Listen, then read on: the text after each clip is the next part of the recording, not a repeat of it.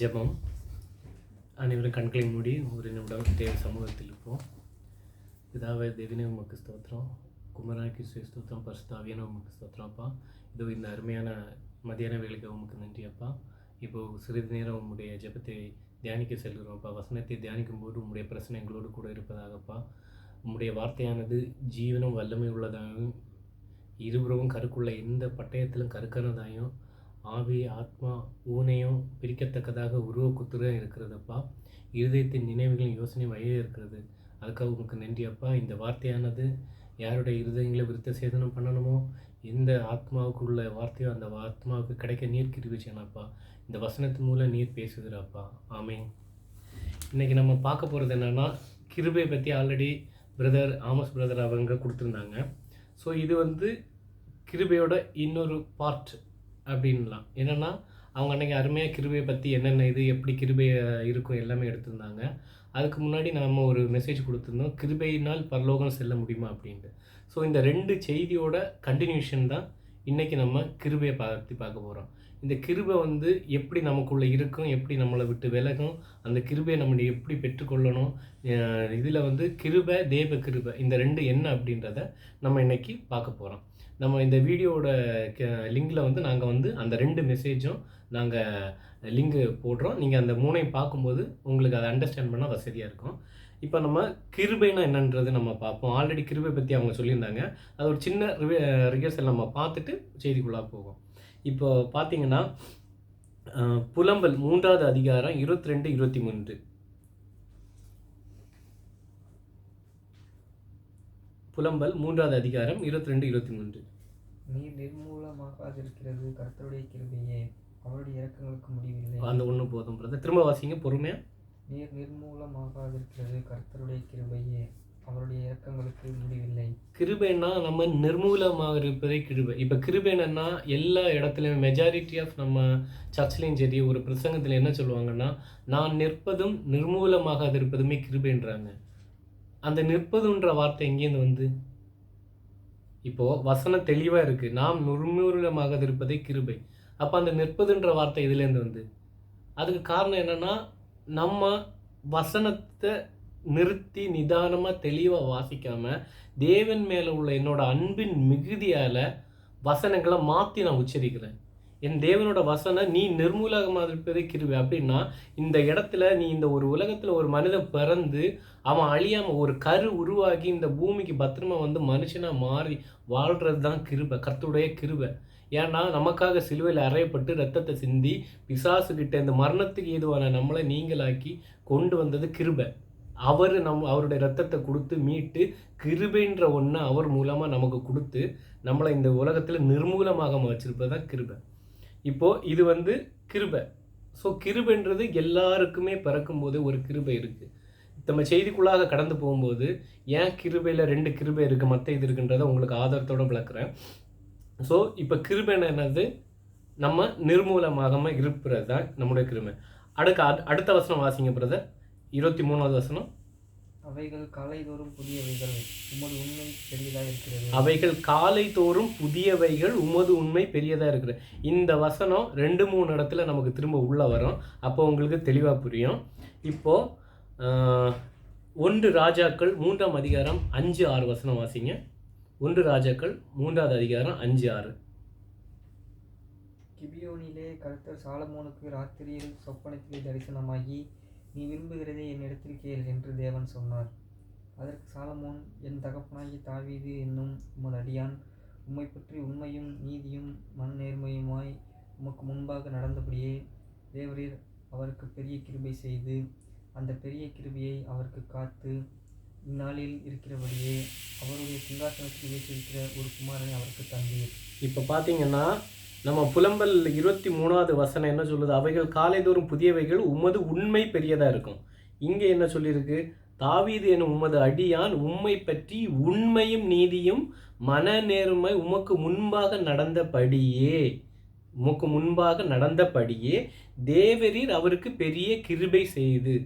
வசனத்தை நம்ம நிறுத்தி நிதானமாக பொறுமையை வாசிக்கும்போது அதோட அர்த்தம் மறைப்பொருள் வெளிப்படும். தியானிக்கணும். வசனத்தை நம்ம அப்படியே படிச்சுட்டு விட்டோம்னா நமக்கு அதோட உண்மை புரியாது. தியானிக்க கற்றுக் கொடுப்பார்.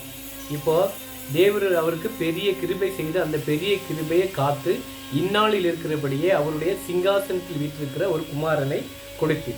இப்போ தாவீதுக்கு கிருபைக்கு எடுத்துக்காட்ட எல்லாரும் என்ன சொல்லுவாங்கன்னா, தாவீது தான்ப்பா கிருபையில நிறந்தவர்னு சொல்லுவாங்க. இப்போ தாவீதோட கிருபை எங்க இருந்து, அவர் மகன் எப்படி கிருபை இல்லாமல் விழுந்தாரு, ஏன் கிருபைக்கு முக்கியம், ஏன் கிருபை சேஞ்ச் ஆகுது எப்படின்றத உங்களுக்கு அடுத்த ஆதாரத்தில் நான் சொல்கிறேன்.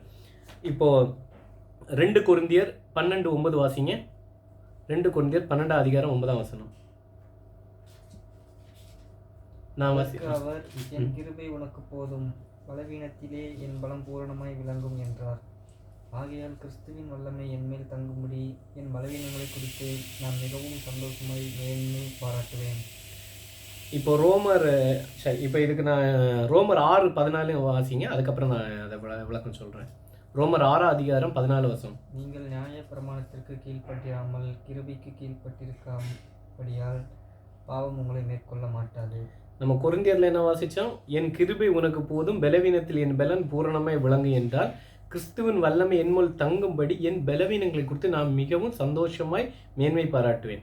ரோமர் 6:14 என்ன சொல்லுது, கிருபைக்கு கீழ்பற்றபடியே பாவம் உங்களை மேற்கொள்ள மாட்டாது. உங்ககிட்ட கிருபை இருந்தால் தான் நீங்கள் பாவத்திலேருந்து மேற்கொள்ள முடியும். பாவத்துக்குள்ளே விழாமல் பாதுகாக்கிறதா கிருபை. உங்களை பாவத்துக்குள்ளே தள்ளாமல் இருக்கிறது, உங்களை பிறக்க வைக்கிறது ஒரு கிருபை.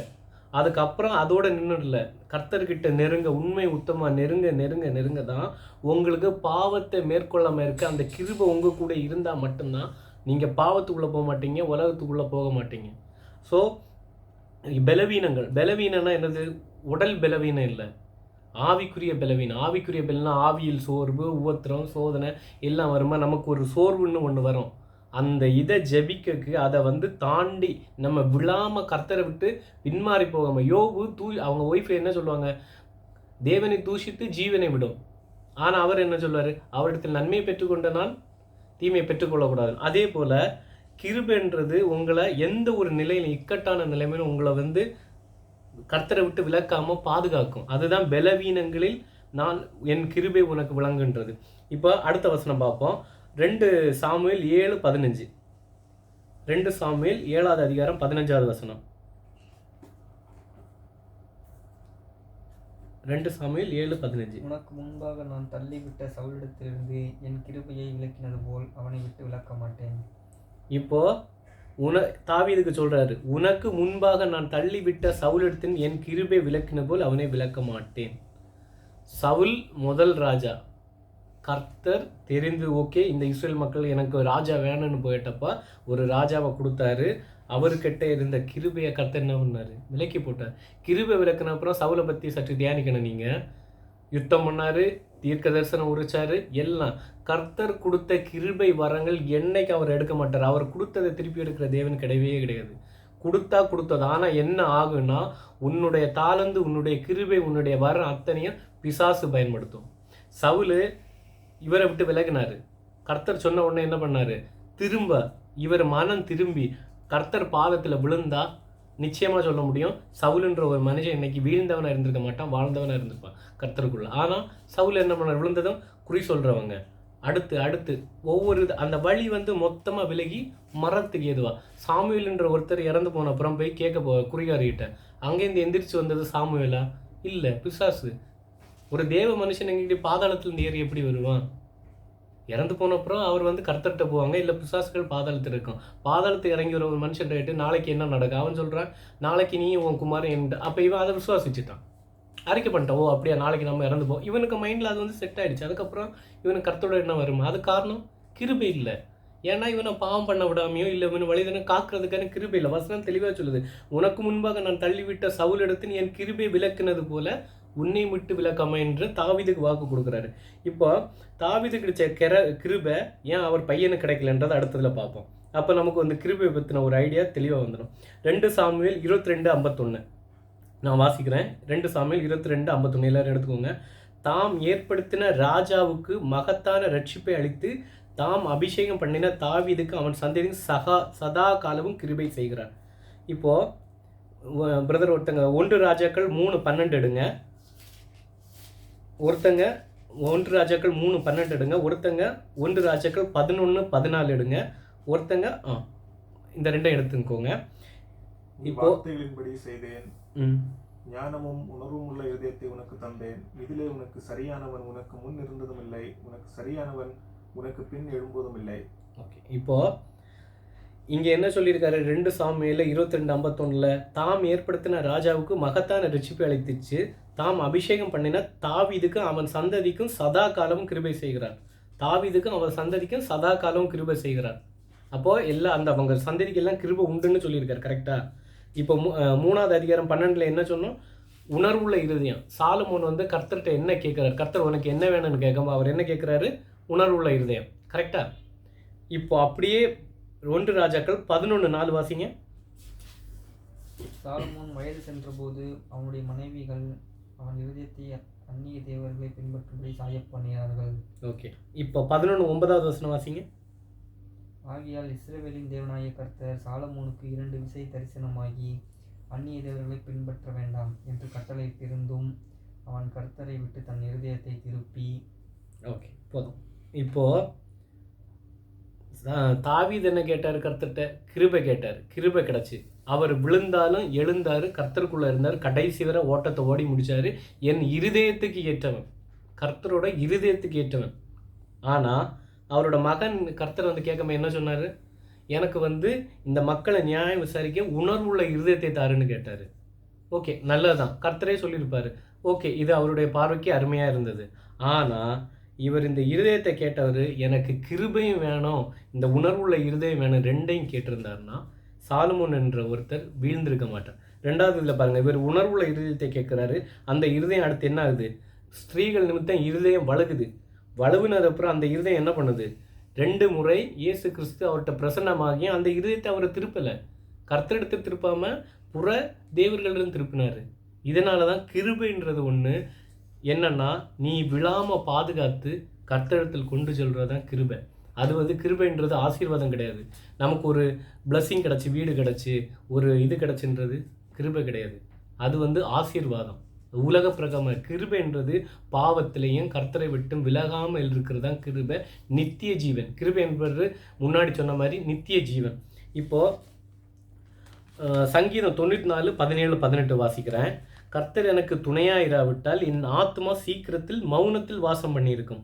என் கால் சறுக்குறு என்று நான் சொல்லும்போது கர்த்தர் உமது கிருபை என்னை தாங்குகிறது. அருமையாக இருக்குது. 18வது வசனம், என் கால் சறுக்குகிறது என்று சொல்லும்போது கர்த்தர் உம்முடைய கிருபை என்னை தாங்குகிறது. என் கர்த்தர் துணையாயிராவிட்டால் ஆத்மா சீக்கிரத்தில் மௌனத்தில் வாசம். மௌனம்னா ஆத்மா மரணம். இப்போ மரணன்றது வேதத்தின்படி மரணம்னா 2 இருக்குது. ஒன்று ஆத்ம மரணம், ஒன்று இந்த சரீர மரணம். முதல்ல நம்ம கர்த்தரோட கிருபை இல்லைன்னா நம்மளோட எல்லாருடைய பாவங்கள் எல்லாம் சேர்த்து நம்ம ஆத்மா வந்து முதல்ல மரிக்கும். இந்த ஆத்மா மரிச்சாதான் நீ அடுத்து வந்து துன்மார்க்கனா மாற முடியும். ஆத்மா மரிக்காத வரைக்கும் உனக்குள்ள இன்டிமேஷன் அடிச்சுட்டே இருக்கும். இந்த காரில் ஸ்பீடாக போனால் 90 கிலோமீட்டருக்கு ஒரு 70 கிலோமீட்டர் 75 90 வரும்போது ஒரு சின்ன பீப் கேட்கும். 100 போகும்போது டபுள் பீப் கேட்கும். 120 கிராஸ் பண்ணிட்டேன்னா அந்த பீப் நிற்கவே நிற்காது, அடிச்சுட்டே இருக்கும் கட்ட கட்ட கட்டன்னு. அப்போ நாம் என்ன பண்ணுவோம்?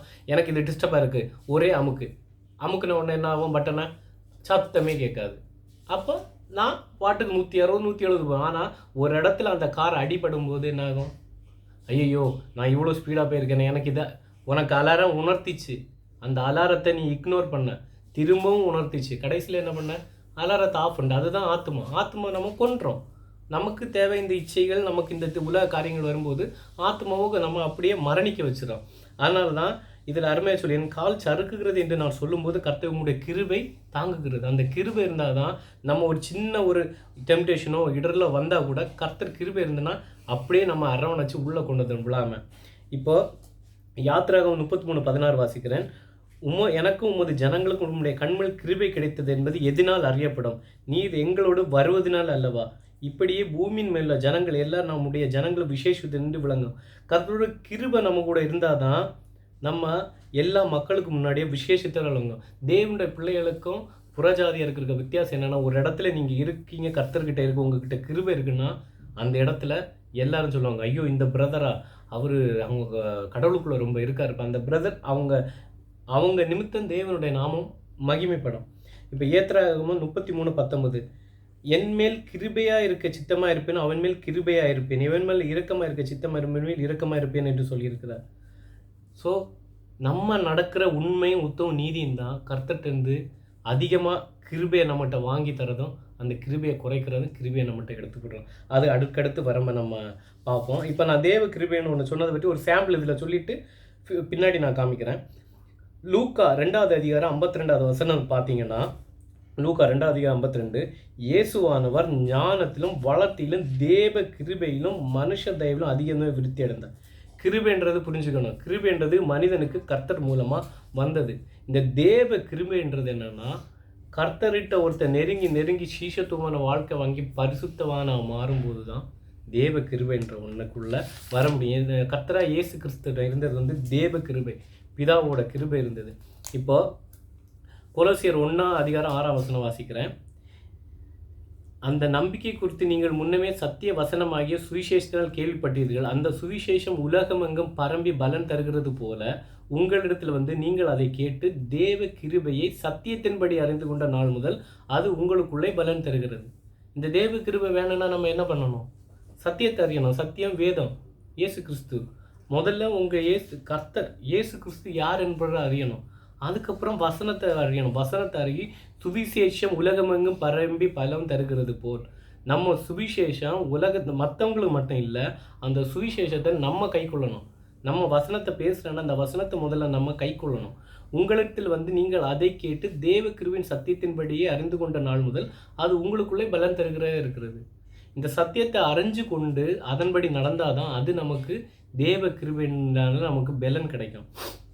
இப்போது எரேமியா 30:11 பார்த்தீங்கன்னா, உன்னை ரட்சிப்பதற்கு நான் உன்னோடு கூட இருக்கிறேன் என்று கர்த்தர் சொல்லுகிறார்.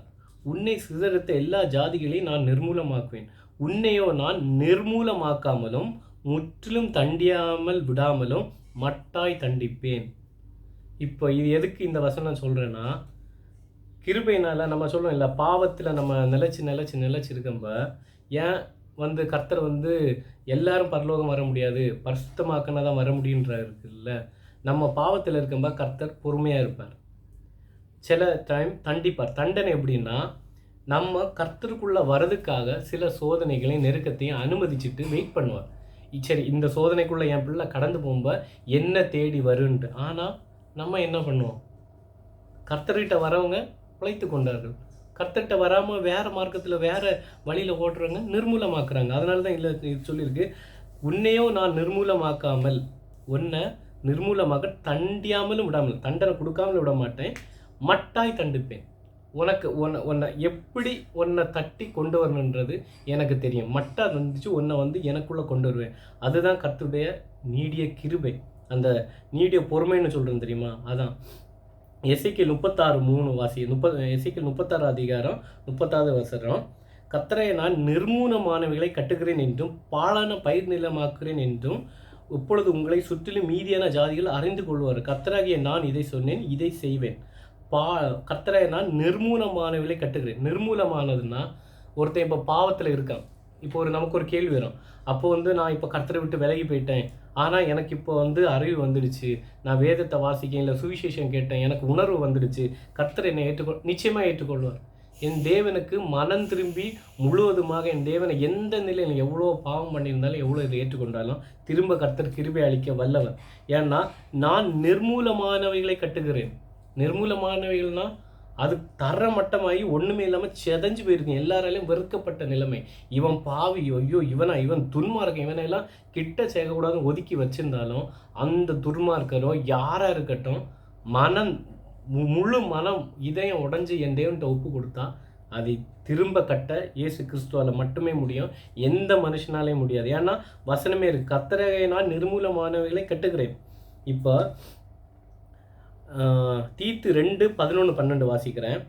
ஏனெனில் எல்லா மனுஷருக்கும் ரட்சிப்பை அளிக்கத்தக்க தேவ கிருபையானது பிரசன்னமாகி நாம் அவபக்தியும் லௌகிக இச்சைகளையும் வெறுத்து தெளிந்த புத்தியும் நீதியும் தேவ பக்தியும் உள்ளவர்களால் ஜீவனம் பண்ணி. எப்படி? எல்லா மனுஷருக்குள்ளும் ரட்சிப்பை அளிக்கத்தக்க தேவ கிருபையானது பிரசன்னமாகி. ஸோ தேவ கிருபைன்றது என்னென்னா ரட்சிப்புன்னா என்னுடைய பாவத்தை முழுக்க நான் விட்டுட்டு அதுக்கப்புறம் எந்த ஒரு பின்மாற்றம் இல்லாமல் கர்த்தர் கொடுத்த அந்த பாவ மன்னிப்பின் பரிபூர்ணம், அந்த ஒரு சமாதானத்துக்குள்ளே நான் இருக்கிறது வந்து இருந்தால் தான் நான் அவபக்தி லௌகிய இந்த சரீர இச்சை வெறுத்து தெளிந்த புத்தி நீதியும் தேவ புத்தியும் உள்ள ஜீவனம் பண்ண முடியும். ஏன்னா தேவ கிருபை நமக்கு ரொம்ப ரொம்ப ரொம்ப முக்கியம். இப்போ ரோமர் 5:2 வாசிக்கிறேன். அவர் மூலமாக இந்த கிருபையில் பிரவேசின் சிலாக்கியத்தை விசுவாசங்கள் பெற்று நிலை கொண்டிருந்து தேவ மகிமை அடையும் என்று நம்பிக்கையில் மேன்மை பாராட்டுகிறோம். இந்த இதை கர்த்தராகிய இயேசு கிறிஸ்துனால தான் இந்த கிருபையில் பிரவேசிக்கிற சிலாக்கியம் நமக்கு கிடச்சிச்சு. இப்போ ரோமர் 5:20 வாசிங்க. ரோமர் 5ஆம் அதிகாரம் 20ஆம் வசனம். மேலும் மீறுதல் பெருகும்படிக்கு நியாயப்பிரமாணம் வந்தது, அப்படி இருந்தும் பாவம் பெருகின இடத்தில் கிருபை அதிகமாய் பெருகிற்று. இப்போ ரோமர் 6:1 வாசிங்க. ஆகையால் என்ன சொல்லுவோம்? கிருபை பெருகும்படிக்கு பாவத்திலே நிலை நிற்கலாம் என்று சொல்லுவோமா? கூடாதே. இப்போ ரோமர் 5:21. ஆதலால் பாவம் மரணத்துக்கு ஏதுவாக ஆண்டு கொண்டது போல கிருபையானது நம்முடைய கர்த்தராகிய இயேசு கிறிஸ்துவின் மூலமாய் நீதியினாலே நித்திய ஜீவனுக்கு ஏதுவாக ஆண்டு கொண்டது. இப்போ ரோமர் 6:15 வாசிக்கிறேன். இதனாலே என்ன, நாம் நியாயப்பிரமாணத்தை கீழ்ப்பற்றாமல் கிருபைக்கு கீழ்ப்பட்டனால் பாவம் செய்யலாமா? கூடாதே. பாவம் பெருகின இடத்தில் கிருபை அதிகமாய் பெருகிற்று. கிருபை பெருகும்படி பாவத்தில் நிலை நிற்கலாமா? கூடாது. கிருபையானது நம்முடைய கர்த்தர் இயேசு கிறிஸ்து மூலம் நீதியினால் நித்திய ஜீவனுக்கு ஏது ஆண்டு கொண்டது. ஸோ கிருபைன்றது நம்ம பாவத்தில் நிற்கிறதுக்காக கொடுக்கப்படலை, விழுந்து விழுந்து எழும்புறதுக்காக கொடுக்கப்படலை.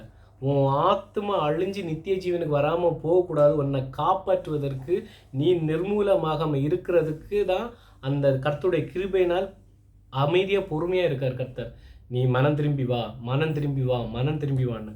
அதை எப்போ நம்ம உதாசீனப்படுத்தி மனம் திரும்பாமல் போகிறோமோ அன்னைக்கு நம்ம நித்திய ஜீவனுக்கும் போக முடியாது, கர்த்தரையும் தரிசிக்க முடியாது, நம்முடைய வாழ்க்கை துன்மார்க்கமாகும். அதனால் கிருபைன்றது கட்டாயம் வேணும். அந்த கிருபை எப்படி பெற்றுக்கொள்ளன்றது நம்ம தெரிஞ்சுக்கணும். அதனால் பாவத்தில் நம்ம இன்றைக்கி பாவம் பண்ணனே, எனக்கு எந்த பாதிப்பும் வரல, என் தேவன் மன்னிப்பார், அவர் சகலத்தையும் மன்னிப்பார்னு பாவத்து மேலே பாவம் செய்யக்கூடாது.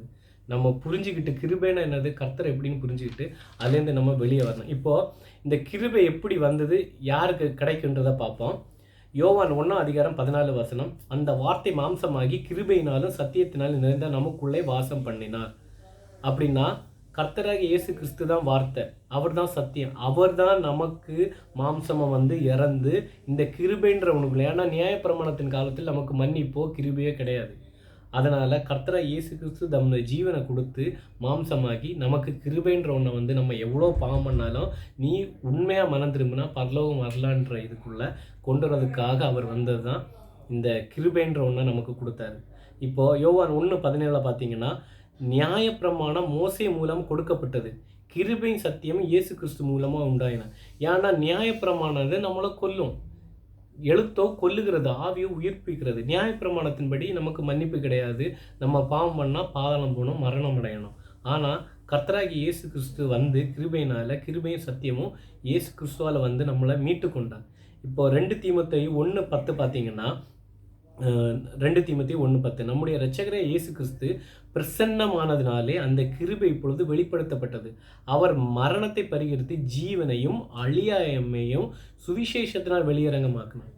இது எப்படி வெளிப்படுத்தப்பட்டதுன்னா, அவர் மரணத்தின் ஜீவனையும் பரிகரித்து அறியாமைய சுவிசேஷம், நமக்கு இது அறியப்படலை, நமக்கு தெரியாமல் இருக்குது இந்த மறைப்பொருட்கள் அவர் வசனத்தின் மூலமாக. அதனால தான் சொல்கிறது, சத்தியத்தை அறியுங்கள் சத்தியம் உங்களை விடுதலையாக்குன்னா நம்ம சுவிசேஷம் இந்த வசனங்களை வாசிக்க நம்முடைய அறியாமை, நம்முடைய குறை குற்றங்கள் எல்லாம் கர்த்தர் இயேசு கிறிஸ்து நமக்கு வெளிப்படுத்துவார். கர்த்தர்கிட்ட இன்னும் நெருங்க கிருபை கொடுப்பாரு. இன்னொன்று சங்கீதம் 62:12 பார்த்தீங்கன்னா, கிருபை உம்முடையது ஆண்டவரே தேவரே, அவனவன் செய்கைக்கு தக்கதாக பலனளிக்கிறது. இந்த கிருபை நம்ம செய்கைக்கு ஏற்ற மாதிரி இருக்கும்.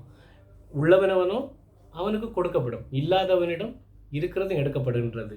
அதே வசனத்தின்படி கிருபை நம்ம நடக்கிற சத்தியமும் நீதி உத்தமமாக எவ்வளோ நடக்கிறோமோ, எவ்வளோ சோதனை வந்தாலும் நம்ம கர்த்தருக்குள் போகிறோமோ நம்முடைய கிருபை அதிகமாக இருக்கும். கிருபை அதிகம் பெருக கர்த்தர் கூட நம்ம நித்திய ஜீவனை சுதந்திரத்துக்கு உள்ளது அதிகமாகும். இப்போ சங்கீதம் 86:5 பார்த்தீங்கன்னா, நான் சொன்னேன் இல்லை கர்த்தர் மன்னிக்கிறவர்னு, ஆண்டவரே நீர் நல்லவரும் மன்னிக்கிற உம்முடைய நோக்கி கூப்பிட யாவர் மேலும் கிருபை மிகுந்த மாதிரி இருக்கிறீங்க. நம்ம மனசார உடைஞ்சு இயேசு கிறிஸ்துவை நோக்கி கூப்பிட்டா எப்பேற்பட்ட பாவத்தில் நம்மளை மன்னிச்சு நீக்க அவர் கிருபை மிகுந்தவராக இருக்கிறார். இப்போ யாக்கோபு 4:6 பார்த்தீங்கன்னா, அவர் அதிகமாக கிருபை அளிக்கிறார், ஆதலால் தேவன் பெருமை உள்ளவருக்கு எடுத்து நிற்கிறார், தாழ்மை உள்ளவர்கள் கிருபை அளிக்கிறார் என்று சொல்லி இருக்கிறது. நம்ம பிரதர் அன்னைக்கு கொடுத்த மெசேஜ் படி அருமையாக சொன்னார். நீங்கள் எப்போ உனக்கு ஆவிக்குள்ள பெருமையோ உனக்குள்ள ஒரு பெருமை வருதோ அங்கே கிருபை க்ளோஸ். அப்படியே கர்த்தர் வந்து உனக்கு எதிராக நிற்பார். ஆனால் ஒன்று புரிஞ்சுக்கணும், கர்த்தர் எதிர்த்து நிற்கிறார், கர்த்தர் உன்னை விட்ட விலகணும் புரியாது. ஏன்னா கர்த்தர் உனக்கு கொடுத்த கிருபை வரங்கள், தாளந்துகள், ஆவியின் கனி ஒன்றையும் அவர் எடுக்க மாட்டார். இதையெல்லாம் ஒன்றி இந்த ஒரு தேவனை விட்டு விலகின மனுஷன் பெருமையினால் அவன் பிசாசுக்கு இடம் கொடுத்து பிசாசோட வித்தா மாதிரி பிசாசுக்கு ஊழியம் பண்ணுவான், இல்லை பிசாசோட மகனாக வாழ்வான். ஆனால் கிருபை இருக்கும், தீர்க்க தரிசனம் இருக்கும், எல்லாம் இருக்கும். அதுக்கு நல்ல எக்ஸாம்பிள் சவுல். தீர்க்க தரிசனம் உரிச்சார், எல்லாம் பண்ணார். ஆனால் கடைசி முடிவு மரணம். அதனால் கர்த்தர் கொடுத்ததை எடுக்கிறவர் கிடையாது. ஆனால் அந்த தாளந்துகள் பிசாசு கையில் போகும்போது உன்னை தவறான வழியில் கொண்டு போய் சகலத்தையும் உன்னுடைய வாழ்க்கையை நாசம் பண்ணிடும். அதனால் கிருபையை கர்த்தரையும் பற்றி அறிஞ்சு கொள்ளணும், பெருமையை தூக்கி போட்டணும், தரை மட்டும் நம்மளை தாழ்த்தணும். இப்போது கிருபைனால என்னென்ன பலன் வரும், அது எப்படி இழந்து போகிறோன்னு ஷார்ட்டாக பார்த்துருவோம். மீகா 7:18 பார்த்தீங்கன்னா, நமது சுதந்திரத்தில் மீதியானவர்களை அக்கிரமத்தை பொறுத்து மீறுதலை மன்னிக்கிற தேவருக்கு ஒப்பான தேவன் யார்? நமது சுதந்திரத்திலே மீதியானவர்கள் அக்கிரமத்தை பொறுத்து மீறுதலை மன்னிக்கிற தேவனுக்கு ஒப்பானவர் யார்? ஸோ எப்பேற்பட்ட ஒரு தப்பு பண்ணாலும் மனம் உடைஞ்சா அதை என் தேவன் மட்டும்தான் மன்னிப்பான். இப்போ நம்ம மன்னிப்போமா? நமக்கு ஒரு துரோகம் பண்ணியிருக்காங்க, நம்ம தப்பே பண்ணல, நமக்கு ஒன்று பண்ணால் நம்ம மன்னிக்க முடியுமா? நம்ம மனசு மன்னிக்காது. ஆனால் என் தேவன் எப்படி நம்ம என்ன பண்ணோம்னா, ஒருத்தங்களை மன்னிச்சாலும் சரி, இன்னொன்றாலும் சரி, அடுத்தவங்கள குற்றப்படுத்தும். இங்கே பாரு, இவன் இப்படி பண்ணுறான், அவன் அப்படி பண்ணுறான். ஆனால் என் தேவன் அப்படி குற்றப்படுத்த இல்ல மாட்டார். நீ மனதுருகி அவர்கிட்ட ஒப்பு கொடுத்துட்டியா, மன்னிப்பார். அவர் கிருபை செய்ய விரும்புகிறபடி அவன் என்றென்றைக்கும் கோபம் ஐயார். என் தேவனோட விருப்பம் என்னென்னா, என் பிள்ளை மனம் திரும்பி வந்தால் மன்னிக்கணும், இவன் விழக்கூடாது. நான் சகலத்தையும் கோபத்தை அப்படியே மறந்துடுவார். திரும்ப போய் கேட்ட ஆண்டவரே நான் இந்த பாவம் பண்ணேன், நான் சொல்ல தெரியாதுப்பா, எனக்கு ஞாபகம் இல்லையே, நீ எப்படி பண்ணியான்னு கேட்பார். எப்போ இதை கேட்பாருன்னா, நீ பரிசுத்தமாக மனம் திரும்பி அவர்கிட்ட ஒப்பு கொடுத்தா. இப்போ அப்போஸ்தலர் 14:3 வாசிக்கிறேன். அவர்கள் அங்கே அநேகர் சஞ்சரித்து கர்த்தரை முன்னிட்டு தைரியம் உள்ளவர் போதகம் பண்ணினார்கள். அவர் தமது கிருபையுள்ள வசனத்துக்கு சாட்சியாக அடையாளங்களும் அற்புதங்களும் அவர் கைகளால் செய்யப்படும்படி அனுக்கிரகம் பண்ணார். இது யாருக்குன்னா, கர்த்தருடைய சீஷனாக மாறுற டைம் நமக்கு அவர் கொடுக்கறது. கிருபை உள்ள வசன சாட்சி அடையாளம் அற்புதங்கள் அப்போ தான் நடக்கும். இந்த அடையாளம் அற்புதங்கள் இப்போ பார்த்தீங்கன்னா நிறைய சபைகள்லையும் சரி, ஆலயத்துலையும் சரி, ஜெபக்கூடு ஏன் அற்புதம் நடக்கலை? காரணம், ஜெபிக்கிறாங்க, கண்ணீர் வடிக்கிறாங்க, பல மணி நேரம் ஜெபிக்கிறாங்க, பதில் வரலையே, அற்புத அடையாளம் நடக்கலையே. ஏன்? காரணம் என்ன? காரணம், ஜெபம் பண்ணுறவங்க எத்தனை பேர் நீங்கள் அந்த கிருபைக்குள்ளே இருக்கீங்க? எத்தனை பேர் பிறரை மன்னிக்கிறீங்க? எத்தனை பேர் சுயத்தில் இருந்துட்டு கர்த்தரை பற்றி போதிக்கிறீங்க? நிறைய விஷயம் இருக்குது. நீங்கள் முதல்ல கிருபையில் இருக்கீங்களா? நம்மக்கிட்ட என் தேவன் அருளே கிருபை எனக்கு இருக்கா, கிருபை நிச்சயம் எனக்கு இருக்கான்னு நம்ம சோதித்தறியணும். அப்படி கிருபைக்குள்ளே இருந்து போதிக்கும்போது தான் கிருபை உள்ள வசனத்துக்கு சாட்சியாக அடையாளம் அற்புதம் எல்லாம் நடக்கும். வசனம் அற்புதம் செய்யும் நிச்சயமாக. ஏன்னா வார்த்தை இயேசு கிறிஸ்து கிரியை செய்வார். ஆனால் நீ பண்ணுற பிரசங்கமும் நீ பண்ணுற ஜெபமும் கிரியை செய்யணும்னா அதுக்கு பாத்திரவானா ஒன்றை மாற்றணும். இப்போ அப்போஸ்தலர் 15:11 வாசிக்கிறேன். கர்த்தராகிய இயேசு கிறிஸ்துனா அவர்கள் ரட்சிக்கப்படுவது எப்படியோ நாமும் ரட்சிக்கப்படுவதற்கு ஒப்பாக இருக்கிறோம் என்றார். அதனால் நம்ம கர்த்தருக்குள்ளே இருந்தால் தான் ரட்சிப்பு நமக்கு கிடைக்கும். இப்போ ரோமர் 3:24 பார்த்தீங்கன்னா, இலவசமாக அவருடைய கிருபையினாலே இயேசு கிறிஸ்துள்ள மீட்பை கொண்டு நீதிமான்களாக்கப்படுகிறோம். இப்போ கர்த்தருடைய கிருபை இலவசம்.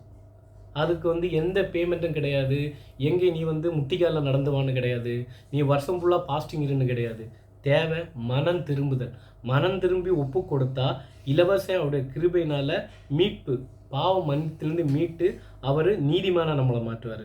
இப்போது ரோமர் 5:16 வாசிக்கிறேன்.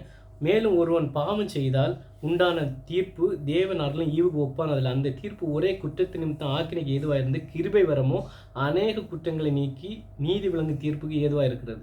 ஸோ கர்த்தரோட கிருபை அநேக குற்றங்களை நீக்கி, நாங்கள் முன்னாடி சொன்னபடி தான் கர்த்தர்கிட்ட நெருங்க மனதுருகி நம்மளை கொடுத்துட்டான்னா அவரோட கிருபை எல்லா குற்றத்தையும் நீக்கும், நீதிக்கு ஏதுவாக விளங்கும். இப்போ பார்த்தீங்கன்னா எபேசியர் 1:7 அவருடைய கிருபை ஐஸ்வர்யத்தின்படி அவருடைய இரத்தத்தினால் பாவ மன்னிப்பாகி மீட்பு இவருக்குள் உண்டாகி இருக்கிறது. கர்த்தருடைய கிருபையினால் பாவ மன்னிப்புன்ற ஒன்றை நம்ம கொண்டு நம்மளை எவ்வளோ மீட்டெடுத்திருக்காரு. இப்போ இந்த தீத்து 3:6 வாசிப்போம். தீத்து 3:6 வாசிங்க பிரதர். தீத்து 3:6 தமது கிருபையினாலே நாம் நீதிமான்களாக்கப்பட்டு நித்திய ஜீவன் உண்டாகும். என்கிற நம்பிக்கையின்படி சுதந்திரத்தக்கதாக. இப்போது கிருபையினால் நம்ம நீதிமான்களாக்கப்பட்டு நித்திய ஜீவனுடைய நம்பிக்கை நமக்கு கொடுக்குறாரு. அதனால் கிருபை எதுன்னா நம்மளை நீதிமானாக்கும், நித்திய ஜீவனுக்கு கொண்டு போகும். இப்போது 1 பேதுரு 3:7 சொல்கிறேன். அதே தான் நம்ம போன இதில் நம்ம தியானித்த மாதிரி தான். மனைவி பலவீன பாண்டமாக இருக்க உங்கள் ஜெபத்துக்கு தடை வராதபடி விவேகத்துடன் வாழ்ந்து அவர்களோடு கூட அவர்களும் நித்திய ஜீவனாய கிருபையை சுதந்திரிக் கொள்ள. ஒரு குடும்பத்தில் போன இதில் வந்து நாங்கள் விளக்கம் கொடுத்துருப்போம்.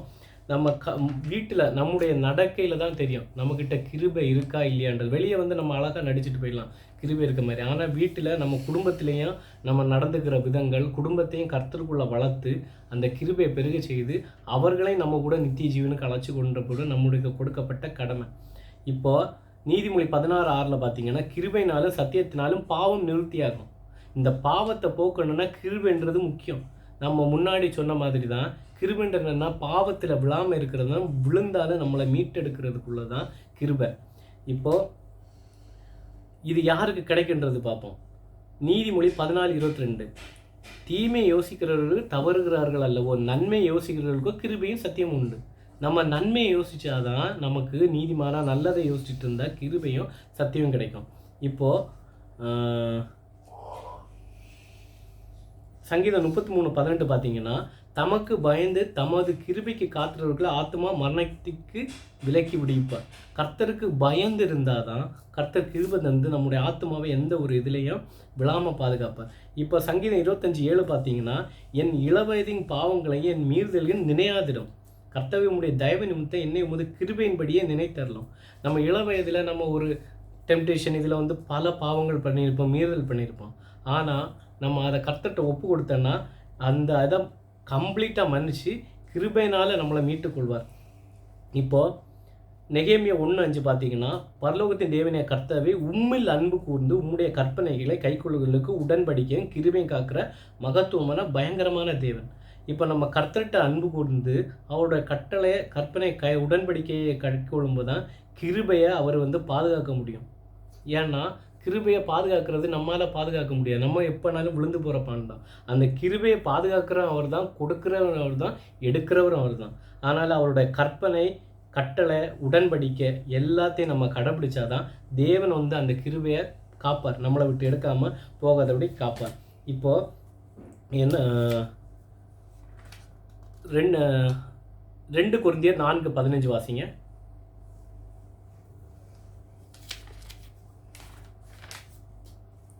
நான் வாசிக்கிறேன். தேவனுடைய மகிமை விளங்குவதற்கு ஏதுவான கிருபையானது அநேகருடைய ஸ்தோத்திரத்தினாலே பெருகிவிடும்படி இவையெல்லாம் உங்கள் நிமித்தம் உண்டாயிருக்கு. இந்த கிருபை வந்து ஸ்தோத்திரத்தினால் பெருங்க. ஸ்தோத்திரம்னா என்னது? நன்றி செலுத்துவார். கர்த்தருக்கு நன்றி செலுத்தணும். நம்ம ஆண்டவரே நீர் கொடுத்த சகலத்துக்காக நன்றி. ஒரு சோதனை உண்டு, ஆண்டவரே நன்றி, இந்த சோதனைனா நான் உங்ககிட்ட சேர்றேன், உபத்திரத்தினால உங்ககிட்ட சேரணும், ஸ்தோத்திரம் பண்ணணும். அதுக்கப்புறம் 2 கொரிந்தியர் 1:12 பார்த்தீங்கன்னா மாம்சத்துக்கு ஏற்ற ஞானத்தோடு நடவாமல் தேவனுடைய கிருபையினாலே நாங்கள் உலகத்திலேயும் விசேஷமாய் உங்களிடத்தில் கபடம் இல்லாமல் திவ்ய உண்மையோடு நடந்தோம் என்று எங்கள் மனது எங்களுக்குள்ளே சொல்லும் சாட்சி எங்களுக்கு புகழ்ச்சியாக இருக்கிறது. நம்ம கபடம் இல்லாத ஒரு வாழ்க்கையாளர் உலகத்தில் விசேஷமாய் உங்களிடத்தில் கபடம் இல்லாத திவ்ய உண்மையோடு நடந்தோம் என்று எங்கள் மனது, முதல்ல நம்ம மனசு நமக்கு ஒரு சாட்சி சொல்லணும். ஆமாம், உன்கிட்ட கபடு இல்லை, உண்மையாக தான் இருக்க, நீ கர்த்தர் கூட இருக்க, கர்த்தர் கிருபையாக இருப்பன்ற நம்ம மனசு சொல்லணும். ஏன்னா மாம்சத்துக்கு ஏற்ற ஞானத்தோடு நடவாமல், ஏன்னா இந்த மாம்சம் ஒரு ஞானத்தை கொண்டு வந்து சொல்லும், இல்லை நீ கர்த்தருக்குள்ளே தான் இருக்க, இது சரின்னு இல்லை, ஆவிவின் பிரகாரமாக நீ கபடு உண்மையாக இருக்கன்ற நம்ம சோதித்தறியணும். இப்போ சங்கீதம் 32:10 பார்த்தீங்கன்னா துன்மார்க்கருக்கு அநேக வேதனை உண்டு, கர்த்தரை நம்பி இருக்கிற கிருபை சூழ்ந்து கொள்ளும். நீ துன்மார்க்கம் வாழ்ந்துட்டு கிருபை நம்மளை பாதுகாக்கணும்னா முடியாது. கர்த்தரை நம்பி உத்தமாக இருந்தால் நடக்கும்.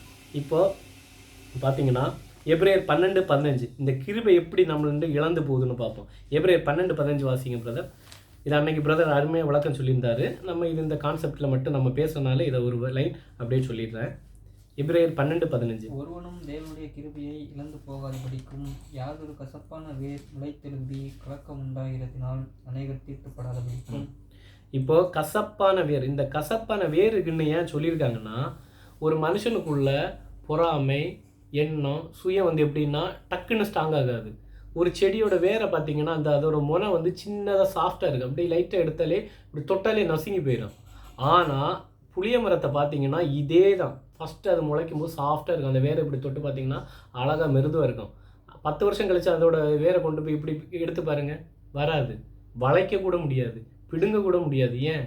ஸ்ட்ராங் ஆகிடுச்சு. இதே மாதிரி தான் பாவம், பொறாமை, இச்சை, சகல இதுவும் நமக்குள்ள மெதுவாக வந்து கசப்பான வேர் வந்து கிருபையை நம்ம விட்டு எடுத்துவிடும். வேறு நிலத்துக்குள்ளே இறங்கி வளர நம்மளால் பார்க்க முடியுமா? வேறு ஸ்ட்ராங்காக நமக்கு தெரியுமா? தெரியாது. நம்மளை பொறுத்த வரைக்கும் இந்த செடி 3 இலை 4 இலை எடுத்துருக்கு, இதை பிடுங்கிடலாம், ஓகே அப்படின்னு இருக்கும். ஆனால் போய் புளிய மரத்தை போய் பிடுங்கி பாருங்களேன், ஒரு சின்ன 1 அடி தூரம் வளர்ந்த செடியை பிடுங்கி பாருங்கள், வராது. ஏன்? நீங்கள் அன்னைக்கு பார்த்த வேர் கிடையாது, அந்த வேர் அங்கே ஸ்ட்ராங்காக இருக்கும். அதனால் கசப்பான வேர், அந்த வேர் நமக்குள்ளே வராதபடி நம்ம கர்த்தருக்குள்ளே பரிசுத்தமாக்கணும். அப்போ தான் தேவ கிருபை இழந்து போகாது. இந்த கசப்பான வேர் எப்போ வருதோ கிருபை நம்ம விட்டு இழந்து போயிடும். இப்போ வேதத்தில் இந்த கிருபை பெற்றவர்கள்னு குறிப்பிட்டவர் யாருன்னு ஷார்ட்டாக முடிச்சிடறேன். லூக்கா 1:28-30 பார்த்தீங்கன்னா மரியாள் வந்து கிருபை பெற்றாங்க. அவங்க அவளை பார்த்தீங்கன்னா கடைசி வரை அந்த கிருபை விலகவும் இல்லை, கரெக்டாக வாழ்ந்து முடித்தாங்க. லூக்கா 2:40-52 பார்த்தீங்கன்னா கர்த்தராக இயேசு கிறிஸ்துவை பற்றி சொல்லியிருப்பாங்க. பிள்ளை வளர்ந்து தேவனுடைய கிருபை அவர் மேல் இருந்தது, இயேசு ஞானம் வளர்த்தின் தேவ கிருபையிலும் மனுஷ தேவையிலும் அதிகமாக வளர்ந்தார். அவர் அருமையான ஓட்டத்தை ஓடி முடித்து நமக்கு இப்படி தான் வாழணும்னு கற்றுக் கொடுத்து நம்மளை பாவத்திலிருந்து மீட்டெடுத்தார் கிருபையினால். லூக்கா 4:22 எல்லோரும் அவருக்கு நற்சாட்சி கொடுத்து அவருடைய வாய்ந்து புறப்பட்ட கிருபை உள்ள வார்த்தையில் கொடுத்து ஆச்சரியப்பட்டு. இப்போ நம்ம வாயிலிருந்து கிருபை உள்ள வார்த்தை வருதா? இப்போ நாவின் அதிகாரத்தில் தான் ஜீவனம் வல்லமை இருக்குது. நம்ம நாவை எப்படி பயன்படுது? நம்ம வாயிலேருந்து கிருபை உள்ள வார்த்தை வருதா, இல்லை சாபமான வார்த்தை வருதா, துன்மார்க்க வார்த்தை வருதுன்றதை நாமே நிதானிச்சுக்கணும். ஆதியாகமம் 6:8 பார்த்தீங்கன்னா நோவாவுக்கு கர்த்தருடைய கண்ணில் கிருபை கிடைத்தது. இப்போ இதில் எக்ஸாம்பிளில் பார்க்குற எல்லாருமே இந்த கிருபையிலேருந்து விழுந்து போனவங்க இல்லைங்க, கிருபையினால் வாழ்ந்து கர்த்தருக்குள் பூரணமாக இறந்து போனவங்க. இப்போ ஆதியாகமம் 19:19 பார்த்தீங்கன்னா லோத்துக்கு கிருபை கிடச்சி, லோத்துவும் கடைசி வரைக்கும் அவர் வாழ்ந்தார், ஆனால் அவங்க மனைவி உப்பு தூணாக போனாங்க. புரியுதுங்களா? கிருபையினால் குடும்பத்தில் இருக்க எல்லாரையுமே ஒழுக்கமாக கரெக்டாக நடத்தி கர்த்தருக்குள்ளே கொண்டு வந்தால் தான் மொத்த குடும்பமே கிருபையினால் நித்திய ஜீவனுக்கு போகுமே தவிர, எவன் ஒருத்தனுக்கு கர்த்தர் கிருபை கொடுத்துருக்காரு அவனவனுக்குள்ள கிருபை அவனவனுக்கு தான். இந்த கிருபையினால் என் மனைவியோ பிள்ளையோ முடியாது. அவங்கவுங்க கர்த்தர்கிட்ட கேட்டு அவங்கவுங்களுக்குள்ள கிருபையை அனிதினமும் காலை மேல கர்த்தர்கிட்டேருந்து பெற்றுக்கொள்ளணும். இப்போது ஆதியாகமம் 39:21 பார்த்தீங்கன்னா கர்த்தர் யோசேப்போடு கூட இருந்தது, அவன் மேல் கிருபை வைத்து சிறைச்சாலை தலைவர்ந்தார். யோசேப்புக்கு கிருபை இருந்தனால தான் பாவத்தை விட்டு விலகி ஓடி ஒரு ராஜாவுக்கு அடுத்த பெரிய ஒரு பதவியை அவர் சுதந்திரிச்சார். அவர் பூர்ண வயதில் இருந்தார். இப்போ ஏசாயா 55:3 55:3 வாசிங்க பிரதர். ஏசாயா 55:3. உங்கள் செவியை சாய்த்து என்னிடத்தில் வாருங்கள், கேளுங்கள், அப்பொழுது உங்கள் ஆத்மா பிழைக்கும். தாவீதுக்கு அருளின நிச்சயமான கிருபைகளை உங்களுக்கு நித்திய உடன்படிக்கையாக ஏற்படுத்துவேன். அவ்வளோதான். கிருபை தேவன்கிட்ட போய் கேட்டு அவர்கிட்ட என் தேவனிடம் கேட்குறவனும் பெற்றுக்கொள்கிறான். கிருபை வேணும்னா கர்த்தர்கிட்ட நம்மளை தாழ்த்தி கேட்டு இது பண்ணாமல் நம்முடைய ஆத்மா பிழைக்கும். ஏன் அவர் ஆத்மான்னு பல இடங்களில் மென்ஷன் பண்ணுறாருன்னா, இந்த ஆத்மா இல்லைன்னா ஒரு மனுஷன் பாவத்துக்குள்ளே அப்படி ஈஸியாக போயிடுவான், கர்த்தர்கிட்ட போவது கஷ்டம். ஏன்னா ஆத்மான்றது ஒரு நற்பொருள். இந்த ஆத்மாவை எப்படி கொடுத்தாரோ இதை கடைசியில் கர்த்தர்கிட்ட நம்ம திரும்ப கொடுக்கணும். அது வரைக்கும் தான் நம்ம ஓட்டம். இங்கே ஒரு 70-80 வயசு வரைக்கும் ஓட்டுறோமா? இந்த ஓட்டம் என்னென்னா இந்த ஆத்மாவை பரிசுத்தமாக கர்த்தர்கிட்ட ஒப்படைக்கிறது. இப்போ லூக்கா 18:13 பார்த்தீங்கன்னா ஆயக்காரனும் பாவியும். வாசிங்க பிரதர் 18:13. லூக்கா 18:13. ஆயக்காரன் தூரத்திலே நின்று தன் கண்களையும் வானத்துக்கு ஏறெடுக்க துணியாமல் தன் மார்பிலே அடித்து கொண்டு, தேவனே, பாவியாகி என் மேல் கிருபையாயும் என்றான். இப்போது பார்த்தீங்கன்னா இது குறைன்னு சொல்கிறதுக்கு இல்லை, உண்மை. இப்போ கிறிஸ்தவரை அறிந்திருக்கிறேன், இயேசுவை தெரியும், வசனம் தெரியுன்ற உள்ளடைய ஜெபம் என்னென்னா பரிசேய ஜெபம். நான் உபவாசிக்கிறேன், ஜெபம் பண்ணுறேன், எல்லாம் பண்ணுறேன். என்ன பண்ணுறேன்? யாருக்கு ஜெபம் பண்ணுறேன்? என் குடும்பம், என் வீடு, என் சொத்து, என்னுடைய வாகனம், அப்படி முடிஞ்சு போச்சே. அங்கே பரிசேயன் ஆகியாச்சு. நீ ஆயக்காரன் என்ன ஜெபம் பண்ணுறாரு? ஆண்டவரே, பாவியா என் மேல் கிருபையாயிரும். அவருக்கு தெரியும், அவர் வேலை நிமித்தம் அந்த இதில் வரி வசூலிப்பர் இருப்பார். அவருக்கு உள்ள கொடுக்கப்பட்ட மேலே அதிகாரி எப்படி தான் நீ பண்ணணும் கட்டாயத்தின் பேரில் அவர் அந்த வேலையை பண்ணுறனால எல்லாரும் அவரை தூஷி. ஆனால் அவருடைய இருதயம் என்ன தெரியுமா? கெட்டுப்போன இருதயம் கிடையாது. ஆண்டவரே, இந்த வேலை நிமித்தம் எனக்கு வேறு வழி இல்லை, நான் இதை பண்ணுறேன், இதனால் இது பாவம் தான் எனக்கு தெரியுது, ஆனால் என் வேலை நிமித்தம் பண்ணுறேன். ஆனால் அவருடைய மனது கர்த்தரை வாஞ்சிக்குது.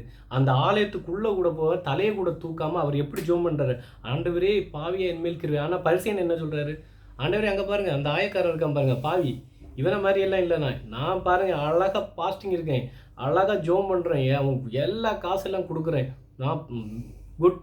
இன்னைக்கு கிறிஸ்தவர்கள் பண்ணுற ஒரே பெரிய தவறு, எல்லாருமே மெஜாரிட்டி ஆஃப் பீப்புள், நான் ஒரு நல்ல கர்த்தருடைய வசனத்தின்படி நடக்கிறத நான் சொல்ல, மற்ற தேவ பிள்ளைகள் பண்ணுற ஒரே இது சுயநீதி, என்னுடைய சுயநீதி. நான் வசனம் வாசிக்கிறேன், இத்தனை பேஜ் வாசிக்கிறேன், இத்தனை வசனம் தெரியும், ஒரு மறைபொருளை வெளிப்படுத்திட்டாரு, எஸ் நான் பர்ஃபெக்ட், நான் பரலோகம் போயிடுவேன். எப்படி போக முடியும்? உன்னால் சுவிசேஷம் பிரசங்கப்பட்டுதா? எத்தனை பேருக்கு நீ வசனத்தை சொன்ன? எத்தனை பேரை ரட்சிப்புள்ள கடந்து வர வச்சு பண்ண? எத்தனை பேருக்கு நீ ஆத்ம பாரம் எடுத்து ஜெபிச்ச? நீ சும்மா ஒருத்தர் வந்து பிரதர் எனக்காக ஜெபம் பண்ணிக்கிங்க, சிஸ்டர் ஜெபம் பண்ணிக்கிங்க, நான் வந்துட்டு ஆண்டவர் இவர் ஜெபம் பண்ண சொன்ன ஜெபம் பண்ணிட்டேன். அது எங்கே உனக்கு பாரம் இருக்குது? இதில் ஆத்ம பாரம் இருக்கா? இதில் எங்கே பாரம் இருக்குது? அப்போ இந்த ஜெபம் வந்து கர்த்தரோட பார்வைக்கு எப்படி இருக்கும்? ஆயக்காரன் ஜெபம், ஓ அப்படியா, அவர் ஜெபம் பண்ண சொன்ன, ஓகே நீ முடிச்சுட்ட, அவர் சொன்னால் நீ செஞ்சுட்ட. அங்கே ஆத்ம பாரன்றது எங்கே இருக்குது? ஒரு சகோதரருக்காகவோ ஒருத்தங்களுக்காக நீ ஏறெடுக்கிற ஜெபத்தில் இருக்க ஆத்ம பாரம் இருக்கும்போது தான் அங்கே கிரியை நடக்கும். அந்த ஜெபந்தான் நீ தேவனுடைய சித்தத்தை செய்கிற, தேவனுக்குள்ளே இருக்க உங்ககிட்ட கிருபை இருக்குன்னு அர்த்தம். உனக்கு அவர் கிருபையை கொடுத்துருக்க, நீ மட்டும் பரலோகம் போகிறதுக்கு இல்லை, உன்னை சுற்றி இருக்கவங்களும் உன் குடும்பமும் இந்த தேசத்தில் உள்ள எல்லாருமே பரலோகம் போகிறது கிருபைன்ற ஒன்றை அவர் எல்லாருக்கும் கொடுத்தாரு. நம்ம முன்னாடி வாசித்தபடி கிருபை அவர் இலவசமாய் பெற்றீர்கள், இலவசமாய் எல்லாருக்கும் இலவசமாய் பெற்றீர்கள், இலவசமாய் கொடுங்கள். இந்த கிருபையை நம்ம இன்னைக்கு எப்படி பயன்படுத்துன்றது ரொம்ப முக்கியம், ரொம்ப ஜாக்கிரதையாக இருக்கணும். எனக்கு நான் மட்டும் பரலோகம் போகணும், என்ன பரிசுத்தமாக பார்க்குறேன், கிடையவே கிடையாது. தேவன் அப்படி இருந்திருந்தானா அவர் மட்டும்தான் பரலோகம் போயிருப்பேன், மிச்சம் இருக்க ஒரு பேர் உள்ளே போயிருக்க மாட்டான், எல்லாம் இங்கே பாவியாக கிடந்திருக்கும். எதுக்காக அவர் வந்தார், எதுக்காக இறந்தார், எதுக்காக இவ்வளோ கிருபைன்ற ஒன்று எதுக்கு கொண்டு வந்தார்? நான் மட்டும் இல்லை, என் பிள்ளைகளும் என் கூட ஒருவனாவது கெட்டு போது அவருடைய சித்தம் கிடையாது. அதை நம்ம உணர்ந்துருக்கோமா? இல்லை. எனக்கு கிருபை இருக்குது, எனக்கு பாட்டு பாடுற கிருபையை கொடுத்தார், எனக்கு வீட்டை கொடுத்தார், எனக்கு காட்டை கொடுத்தார், பல பில்டிங்கை. நீ செட்டு போட்டு என்ன கதை, யாருக்கு பிரயோஜனம்? நீ பில்டிங்காக கட்டி நீ மைக்கு வச்சு பிரசங்கம் பண்ணி எத்தனை ஆத்மாங்க ரட்சிக்கப்பட்டது? இப்போ வசனம் எத்தனையோ யூடியூப் சேனல் இருக்குது, இந்த யூடியூப் சேனலில் நாங்கள் போடுறோம். இதில் போடுறது எதுக்குன்னா வேதனை. இத்தனை சகோதரர் நாங்கள் ஒன்று சேர்ந்து ஜெபிக்கிறேன்னா எங்களுக்குள்ள வேதனை என்னென்னா, ஆண்டவரே நாங்கள் கஷ்டப்பட்டு பாவத்தில் விழுந்து இப்படிலாம் வந்து எங்களுக்கு போதிக்க யாரும் கிடைக்கலையே, இந்த வசனங்கள் எங்களுக்கு கிடைத்திருந்தால் நாங்கள் இன்னும் கர்த்தருக்குள் வளர்ந்துருப்போமே, அநேகருக்கு பிரயோஜனம் இருந்த வேத பாரம், எங்களுக்கு ஒரு ஆத்ம பாரம். எங்களுக்கு இந்த கிருபையை பற்றி பேசாமல் எல்லோரும் கிருபை நிலம்ப எங்களுக்கு அது புரியல, கிருபைன்னா என்னன்னு தெரியல. ஆனால் எப்போ நாங்கள் எங்களோட ஒப்பு கொடுத்து கர்த்தர்கிட்ட வரும்போது கர்த்தர் எங்களுக்கு கற்றுக் கொடுத்தது தான் இந்த கிருபை. இப்போ அந்த சகோதரர் அன்னைக்கு அருமையாக சொன்னார், இந்த கிருபைனை எப்படி நம்ம கிருபையினால் பெருமையில் விழக்கூடாது, எப்படி போகணுன்ட்டு. ஸோ இந்த கிருபையை பற்றி நம்ம புரிஞ்சு கர்த்தர் எதுக்கு கிருபை கொடுத்துருக்காரு, எப்படி நடக்குன்றதை தெளிவாக புரிஞ்சு கர்த்தருடைய சித்தத்தின்படி நம்ம செய்வது நன்றாக இருக்குன்னு தெரிஞ்சுக்கொள்கிறோம். இப்போது சங்கீதம் 63:3 வாசிக்கிறேன். ஜீவனை பார்த்து உமது கிருபை நல்லது, என் உதடுகள் உண்மை துதிக்கும். நம்ம உயிரோடு இருக்கிறத விட அவருடைய கிருபை நல்லது. அப்படின்னா நீ ஜீவனோடு இருந்து 80 வயசு 100 வயசு பூர்ணமாச்சு ஒரு பிரயோஜனம் கிடையாது அவருடைய கிருபை இல்லாமல். அதனால் கர்த்தர்கிட்ட இன்னும் அதிகமாக ஜெபிப்போம், நம்மளை ஒப்பு கொடுப்போம். கர்த்தர் எதுக்காக கிருபை கொடுத்தாரோ அந்த கிருபையின்படி மற்றவர்களும் பிரயோஜனமாக இருப்போம். மெயினாக கர்த்தருடைய சித்தம், அவருடைய சித்தம் என்னது? உலகெங்கும் போய் சுவிசேஷத்தை அறியுங்கள், சீஷராய் மாற்றுங்கள். மற்றவங்களையும் சீஷராக மாற்றுவோம், நம்மளும் சீஷத்துவம் இருப்போம். கர்த்தர் தாமே இந்த வார்த்தையின் மூலம் நம்மை தேற்றுவாராக. ஆமென்.